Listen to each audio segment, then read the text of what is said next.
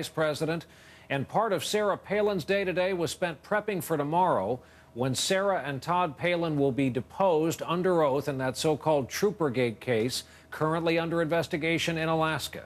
Our own Savannah Guthrie reports Palin's lawyer is traveling with her.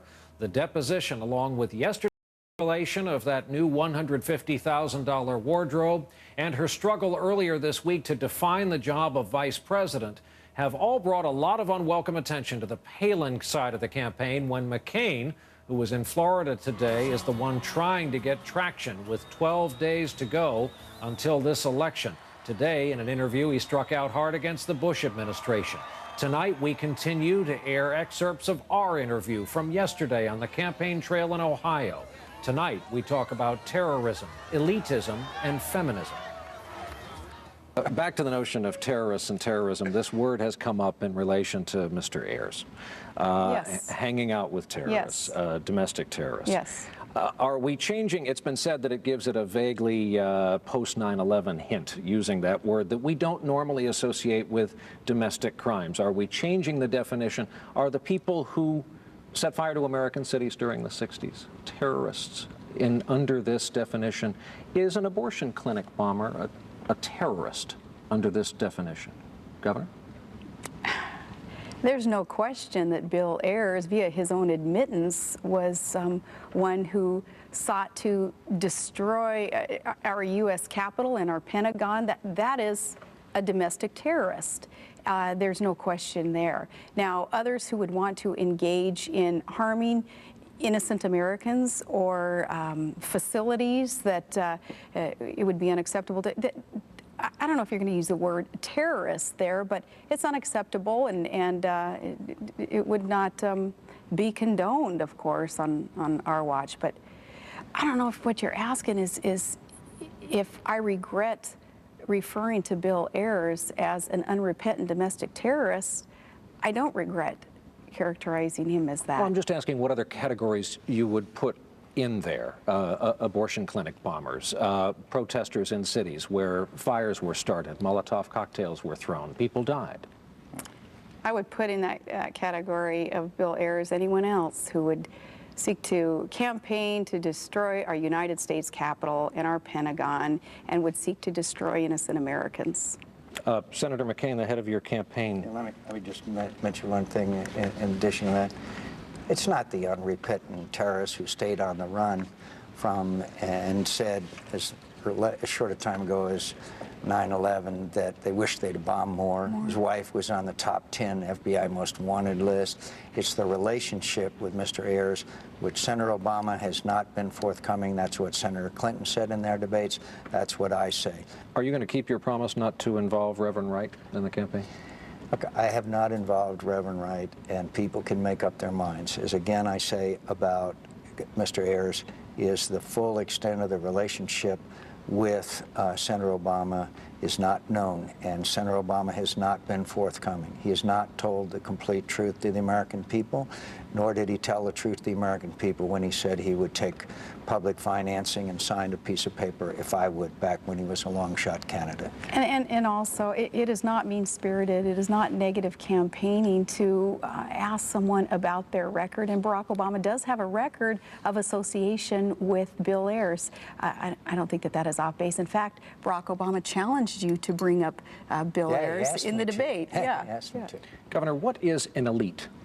Who is a member of the elite? Oh, I guess just people who think that they're better than anyone else. And John McCain and I are so committed to serving every American, hardworking, middle-class Americans who are so desiring of this economy getting put back on the right track and winning these wars, and America starting to reach her potential. And that is opportunity and hope provided everyone equally. So anyone who thinks that they are, I guess, better than anyone else, that's my definition of elitism. So it's not education, it's not income-based, it's... anyone who thinks that they're better than someone else. A state of mind, it's not geography? Of course not. Senator? I know where a lot of them live. Where's that? Well, in our nation's capital in New York City. I've seen it. I've lived there. I know the town. I know what a lot of these elitists are, the ones that she never went to a cocktail party with in Georgetown. I'll be very frank with you, who think that they can dictate what they believe to America rather than let Americans decide for themselves. And I just 1 second want to go back to this, who's a terrorist? It is true that William Ayers and his wife, they were not acts of spontaneity when they planned to bomb the Capitol and they planned to kill other Americans. It was a terror network. I don't condone and never would condone and want anybody who violates the laws, or whether it be bombing an abortion clinic or throwing a Molotov cocktail, as you say, those, I want them prosecuted to the fullest extent of the law. But there was a terrorist network called the Weathermen. Mm-hmm. That's what they were called. That's what they called themselves. Mm-hmm. And it was a planned and calculated overall strategy to destroy America. And that is what William Ayers was and his wife were integral parts of. Senator, you recently talked about the liberal feminist agenda in America vis-a-vis the attacks on Governor Palin.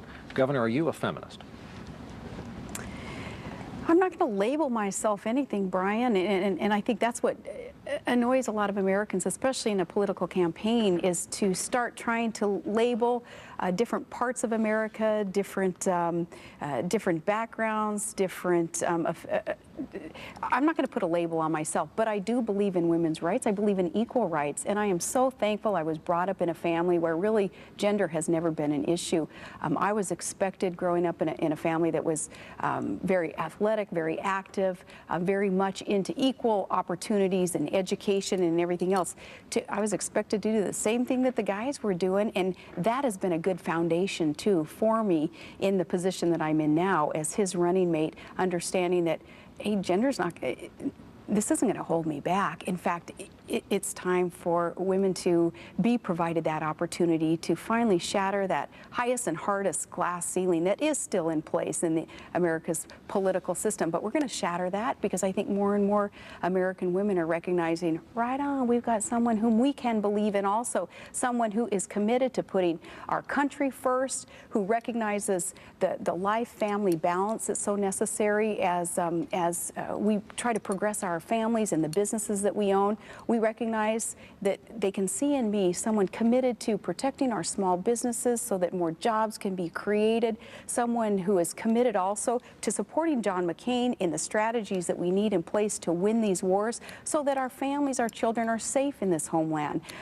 So I'm not going to label myself feminist or not, but I do believe that American women can recognize in me an advocate and a friend, and I want to be in the White House for them. Tomorrow we have more of our day with John McCain and Sarah Palin on the campaign trail.